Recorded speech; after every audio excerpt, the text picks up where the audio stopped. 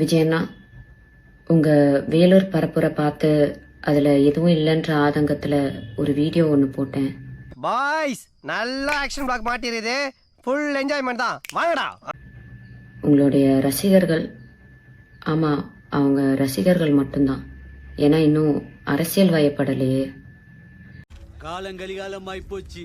நாங்க சொல்ல வேண்டியதெல்லாம் நீ சொல்லி அவங்க வந்து எல்லா சோஷியல் மீடியா சைட்லயும் என்னை கடிச்சு வச்சிட்டு இருக்காங்க.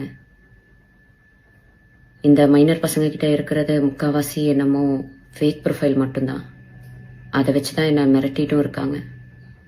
தம்பி காமெடி வேண்டாம், நான் சொல்லிட்டேன். நானு காமெடி பண்ணாத. அதுக்காக பயந்து நான் அந்த வீடியோவை டிலீட் பண்ணவும் மாட்டேன். என் கருத்துக்கள்ல இருந்து பின்வாங்கவும் மாட்டேன்.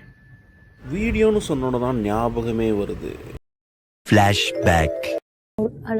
எனக்கு அப்படிலாம் நடிக்க தெரியாதுமா, வலி வந்த மாதிரி எல்லாம். ஜூலி, நம்பிக்கை துரோகம். என்னடா மூஞ்சி இது? இதெல்லாம் வியாபாரம் ஆகாது.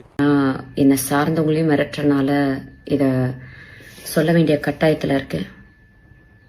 பெரிய சோழர் பரம்பரை. இவர் ராஜராஜ சோழன், அவர் ராஜேந்திர சோழன். தஞ்சாவூருக்கே இவங்க 2 பேரும் தான் வாரிசு. இந்த பெருச்சாளி கண்ணுக்கே தெரியாது. இது கண்ணுக்கு அழகா. விஜயண்ணா, உங்களுக்கு என்ன பழி வாங்கணும்னா நான் என் வீட்டில் இருப்பேன், இல்லைன்னா என் ஆஃபீஸில் இருப்பேன்.